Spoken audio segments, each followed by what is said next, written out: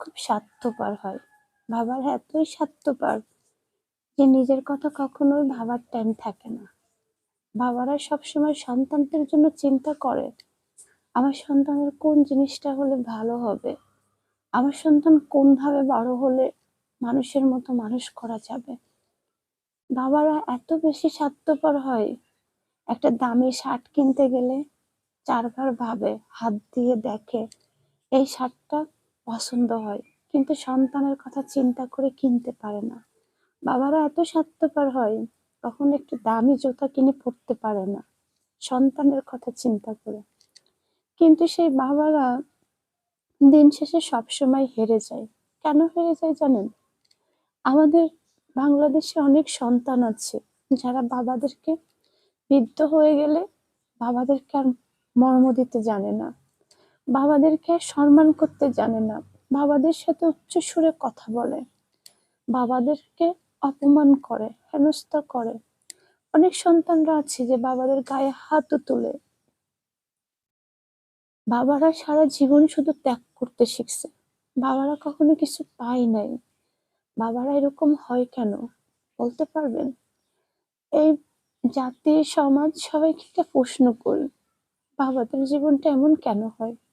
বাবাদের জীবনে কোনো কি চাহিদা থাকতে পারে না? বাবারা কি কখনো নিজের শখ বলতে কিছু করতে পারে না? বাবাদেরও শখ থাকে, বাবাদেরও চাহিদা থাকে, কিন্তু সেই শখ চাহিদা কোনটা জানেন? তার সন্তানটা কিভাবে ভালো থাকবে, সন্তানটাকে কিভাবে মানুষ করবে, এই চাহিদায় থাকে বাবাদের। আসুন সবাই মিলে বাবাদেরকে অত্যাচার না করি, বাবাদেরকে উচ্চ সুরে কথা না বলি। বাবার ঋণ কখনো আপনি শোধ করতে পারবেন না। আপনি নিজেও একদিন বাবা হবেন, আপনারও একদিন বৃদ্ধকাল আসবে। আপনি যদি আপনার বাবার সাথে ঠিকভাবে আচরণ না করেন, তাহলে কি আপনার সন্তান আপনার সাথে ঠিকভাবে আচরণ করবে? কখনো না। আমার খুব ইচ্ছা হয় এই পৃথিবীতে যত দারিদ্রতার বাবারা আছে আমার বাবার বয়সী, তাদের তাদের বৃদ্ধকালে যেন তারা হাসি খুশি থাকে, তাদের যেন একটা সুন্দর জীবন হয়।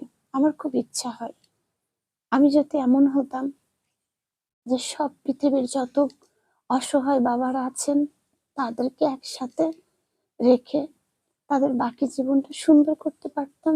আমার খুব ইচ্ছা হয় এই পৃথিবীর যত বাবারা আছেন সবাইকে আমি, আমার বাবার বয়সী যারা আছেন সবাইকে আমি আন্তরিকতার সাথে সালাম জানাচ্ছি। আমরা মেয়েরা আমরা বাবা ভক্ত